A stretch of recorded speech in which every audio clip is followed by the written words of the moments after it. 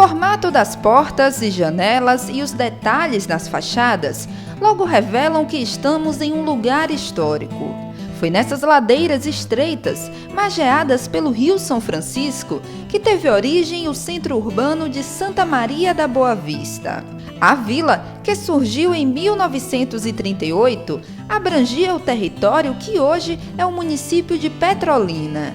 70 anos depois, a Vila da Boa Vista, que se desenvolveu a partir das grandes fazendas de gado, foi elevada à categoria de cidade.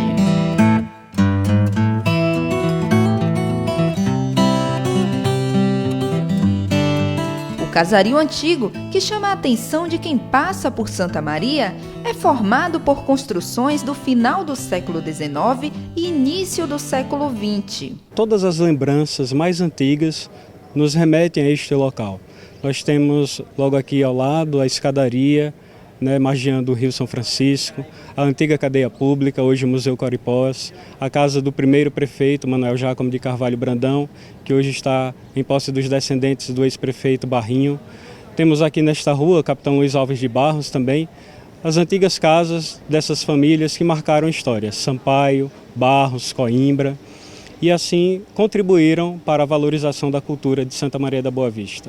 Entre os prédios que fazem parte do sítio histórico estão a casa da família do religioso pernambucano Monsenhor Ângelo Sampaio, o Museu Coripós, instalado no prédio da antiga cadeia pública e que leva o nome dos índios que habitavam a região, e o Mercado Público Municipal.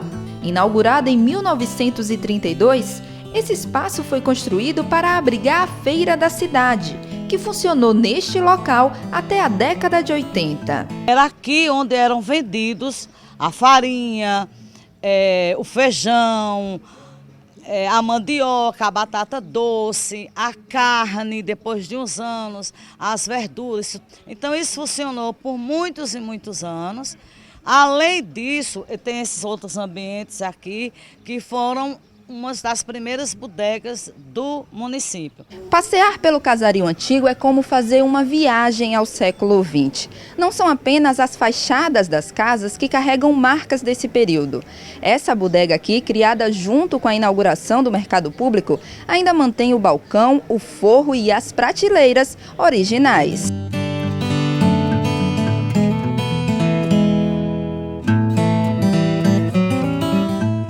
O casario também proporciona uma viagem à memória e lembranças dos moradores locais. Do outro lado, onde é o ponto de cultura hoje, era a bodega de seu Pedro Freitas. Costumei muito ir para lá, era famoso a gente aqui na nossa época de juventude, de adolescência, de criança. E íamos para lá comer o pão doce e os kisuke gelado. Apesar de toda a beleza e importância na história da cidade, o casario antigo de Santa Maria da Boa Vista ainda não é tombado como patrimônio histórico. Em meio à paisagem é possível perceber construções mais modernas e casas em que só restam as antigas fachadas, algumas em péssimo estado de conservação. Uma lei que trata sobre a preservação patrimonial foi criada na década de 90 no município, mas nunca saiu do papel.